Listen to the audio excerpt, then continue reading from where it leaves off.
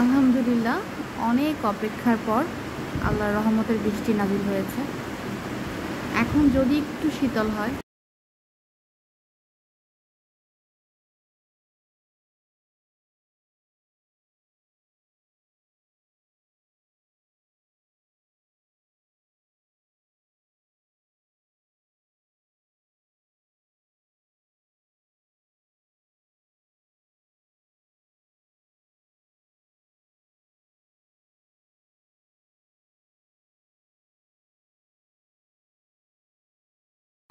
যার জন্য দীর্ঘ একটা মাস অপেক্ষা করছিলাম, অবশেষে তার দেখা পেলাম। আর সে আমার বাসার দিকে আসবে আর তার জন্য খিচুড়ি রান্না করব না, সেটা তো কখনো হতেই পারে না। আসসালামু আলাইকুম, Fahmida's little kitchen and blogs আপনাদের সবাইকে স্বাগতম। আর একটা নতুন ভিডিও নিয়ে আপনাদের মাঝে হাজির হয়ে গেলাম। বৃষ্টি আমার মনে হয় তীব্র তাপদাহে একটু হলেও স্বস্তির নিঃশ্বাস নিতে পারছেন আপনারা। তবে আমার মনে হয় আকাশ মন খুলে বৃষ্টি দিচ্ছে না, একটু কিপটামি করেছে মনে হচ্ছে। তো যাই হোক, কিপটামি করুক আর যাই করুক, আকাশে যখন মেঘ ছিল আর বৃষ্টি যখন একটু হলেও হয়েছে, বাসায় তো খিচুড়ি চাই। তো আর দিনটা যেহেতু বন্ধের দিন ছিল, মানে একটা শুক্রবারের ভিডিও, তো খিচুড়ি তো মাস্ট বি সকালের নাস্তায় আমার থাকবেই। তো আমি প্রেশার কুকারে অ্যাজ ইউজুয়াল যেভাবে খিচুড়ি রান্না করি সব সময়ের মতো ওভাবেই করে নিচ্ছিলাম আর কি। সব কিছু পেঁয়াজ, কাঁচামরিচ, তারপরে রসুন, লবণ, হলুদ এগুলো দিয়ে, তারপর লেফট ওভার মাংস দিয়ে আমি স্পেশালভাবে খিচুড়ি রান্না ট্রাই করি। আর নর্মালি যখন করি তখন তো করি, কিন্তু যখন মনটা খুব ভালো থাকে, মনে হয় যে না আজকে খুব স্পেশাল করে মজা করে খিচুড়ি খাবো, ঠিক সেদিন আমি লেফট ওভার বাসার মধ্যে থাকে সবসময় মাংস, ওইটাই দিয়ে খিচুড়ি রান্না করি। খুব বেশি ইজি, দেখা যাচ্ছে একটু লেট করে ঘুম থেকে উঠে তারপরে ঝটপট খিচুড়ি রান্না করে ফেলি, এটাই মজা করে নাস্তা করে খাই। তো সব কিছু দিয়ে খুব ভালো করে মাখিয়ে তারপর খিচুড়িটা রান্না করি। আর মাখানো তো মোস্ট ইম্পর্ট্যান্ট, কারণ মাখানোর উপর ডিপেন্ড করে আপনার খিচুড়ি বা আপনার ডাল বা আপনার গরুর মাংস কেমন হবে। তবে মাখিয়ে ঝুঁকিয়ে রান্না করে নিব। এর মধ্যে খুব যত্ন করে মাখিয়ে পানি দিয়ে তারপর কয়েকটা সিটি দিয়ে রান্না করে নিব। আর বৃষ্টি কদিন হচ্ছিল না, যার কারণে খিচুড়িও খেতে পারছিলাম না। অনেক অপেক্ষার পর বৃষ্টি একটু এসেছে আর ঝটপট খিচুড়ি খেয়ে নিচ্ছি আর কি। তো প্রয়োজন মতন পানি দিয়ে কয়েকটা সিটি দিলে নামিয়ে হয়ে যাবে আর কি। তো খিচুড়ির সাথে খাওয়ার জন্য তো মাস্ট বি যেটা লাগবে সেটা ডিম ভাজা। অনেকগুলো পেঁয়াজ দিয়ে, কাঁচামরিচ দিয়ে, সরিষার তেলে ডিমটা ফ্রাই করে নিচ্ছি। খিচুড়ির সাথে গরুর মাংস থাকুক আর যাই থাকুক, ডিম ভাজা হলে না অন্য লেভেলের একটা টেস্টে যোগ করে আর কি। তো ডিমটা আমি ঝটপট ভেজে নিচ্ছিলাম। ডিম ভাজা হয়ে যাওয়ার পরে মজা করে খিচুড়ি খাওয়া যাবে। তার জন্য যেটা করতে হবে সেটা পেঁয়াজের যে ভর্তাটা, ওটা করতে হবে। পেঁয়াজের ভর্তা ছাড়া আমার কাছে মনে হয় খিচুড়ি ইনকমপ্লিট হয়ে থাকে। তো ভর্তা হলে অন্যরকম একটা মজাই যোগ হয়। তো এটা খিচুড়ির ফাইনাল লুক। অনেকগুলো লেফট ওভার গরুর মাংস দেওয়ার ফলে টেস্টটা তো অন্য মতে চলে গেছিলো। সাথে ছিল ডিম ভাজা আর মরিচের ভর্তা। আর কি লাগে বলেন তো? এই সকালবেলা মজাদার ব্রেকফাস্টের পরে না আর কিছুই ভালো লাগে না। আর শুক্রবারে ম্যান্ডেটরি দুধ চা।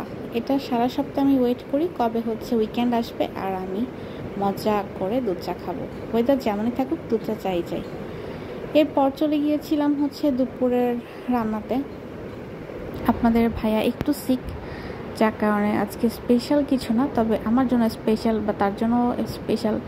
যেহেতু আমরা গোপালী, তো আমি গোপালী না, তবে খেতে খেতে অভ্যস্ত হয়ে গেছি। আমরা উস্তে, মানে করলার যে দেশি ভার্সন, ওটার ঝোল খাই।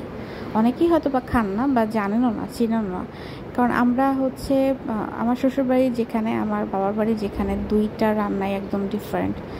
বিশেষ করে উস্ত বা করলার ঝোল আমরা কখনোই খাই না, আমরা ভাজি খাই অথবা চচ্চড়ি খাই। আবার আমার শ্বশুরবাড়ির এলাকায় দেখি যে পাতলা ঝোল করে খায়, সেটাও খুব মজা লাগে। আমি আসলে খেতে খেতে শিখেছি আর কি। তো শিং মাছ দিয়ে রান্না করলে বেশি টেস্ট লাগে আর কি। তো আমি রুই মাছ দিয়ে রান্না করছি, সেটা আলু পটল দিয়ে উস্তের ঝোল, দেশি উস্তের ঝোল। তো নর্মালি যেরকম মাছের ঝোল রান্না করতে হয় অমনি করেই রান্না করতে হবে, ফুরানি দিয়ে, তারপর ভেজে মাছটাকে ফ্রাই করে। যেহেতু মাছটার এজটা অনেক বেশি, যার কারণে একটু ভেজে দিচ্ছি। এটা তাজা মাছ দিয়ে রান্না করতে পারলে অনেক বেশি ভালো হতো। বাট স্টিল নাও তাজা মাছ ছিল না। এদিকে দেশি উস্ত পাওয়া যাচ্ছে না, পাওয়া গেছে, নিয়ে আসছে। তো ভাবলাম যে মাছ আছে সেটা দিয়ে কাজ চালিয়ে নেওয়া যাক। তো দেখেছেন যে প্রথমে ফোড়ানি বা ভাজনা বা বাটনা যেটাই বলেন ভেজে নিয়েছি, দেন মাছটাকে ফ্রাই করে নিয়েছি সব সময়ের মতন। এই কড়াইতেই হচ্ছে একটু তেল দিয়ে দিব, আর এই কড়াইতেই হচ্ছে তরকারিটা কষিয়ে নিব, নর্মালি যেভাবে রান্না করি আর কি। তো এই রেসিপিটা আপনারা ফলো করে রান্না করে দেখতে পারেন, গরমে তো খুবই উপকার।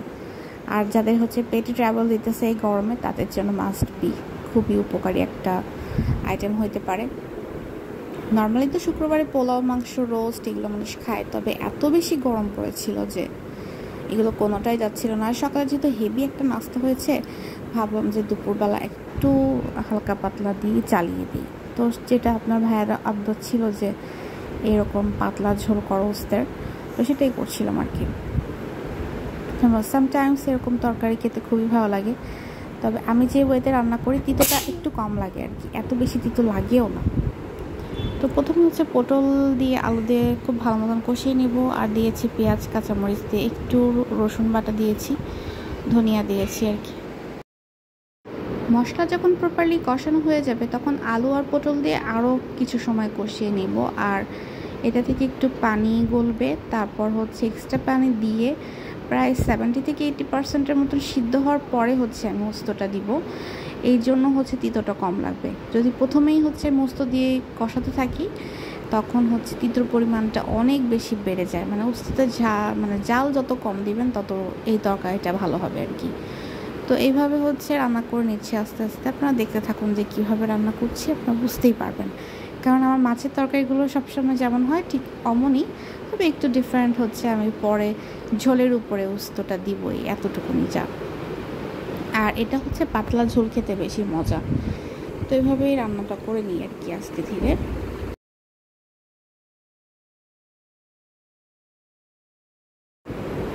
আচ্ছা, ঠিক এই পর্যায়ে এসে আমি হচ্ছে কেটে রাখা উস্তগুলো দিয়ে দিব। আর এই উস্তা হচ্ছে একদম পাতলা স্লাইস করে কাটতে হবে, যাতে সিদ্ধ হতে বেশি সময় না লাগে। একদমই অল্প জালে সিদ্ধ করে নিতে হবে। খুব বেশি জাল দিলে কিন্তু বেশি তিতো হয়ে যাবে, তখন মাছের তরকারি আর ফ্লেভারটা থাকবে না সুন্দর, যে একটা র ফ্লেভার আসে উস্তর, ওটা থাকবে না।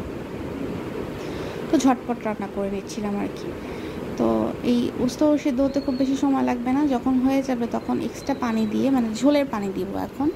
তরকারি মোটামুটি সিদ্ধ হয়ে গেছে সব কিছু, ঝোলের পানি দিয়ে তারপরে মাছ ফোড়ানি বাগার দিয়ে তারপর রান্না করে নিব, হয়ে যাবে। গরম ভাতের সাথে চাইলে একটু লেবু চিপড়ে খেতে পারেন, অনেক বেশি মজা। যারা উস্ত তরকারি খেয়ে দেখেননি তারা এই রেসিপিটা ফলো করে দেখতে পারেন, খুবই মজা হয়। একটু দিতে হয় না, আপনি বুঝতেই পারবেন না যে এর মধ্যে আপনি উস্ত করা কোনো টাইপের কোনো তৃতীয় জাতীয় সবজি আর কি অ্যাড করেছেন। আর গরমে হচ্ছে এই টাইপের তিতা জিনিস খেতে পারলে শরীরের জন্য অনেক বেশি উপকার হয়।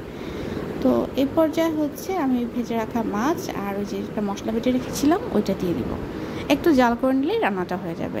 এত বেশি অন্তর কিছু না, তবে টেস্ট একদম পারফেক্ট, 100-এ 100। এটা খেয়ে দেখতে পারেন, সবাই অনেক প্রশংসা করবে।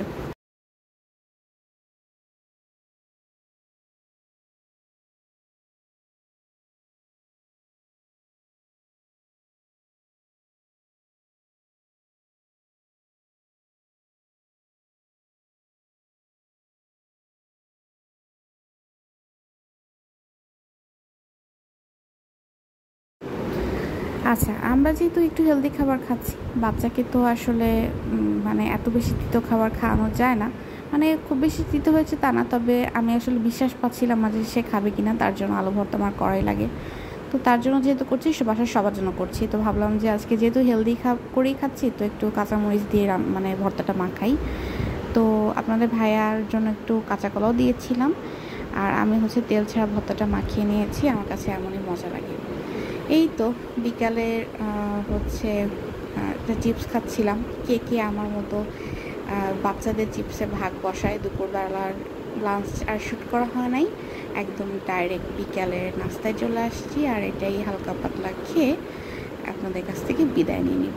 একটা রিকোয়েস্ট, অবশ্যই ভিডিওতে লাইক দিবেন, চ্যানেলে নতুন হয়ে থাকলে সাবস্ক্রাইব করে দিতে পারেন। দেখা হবে নেক্সট ভিডিওতে। আল্লাহ হাফিজ।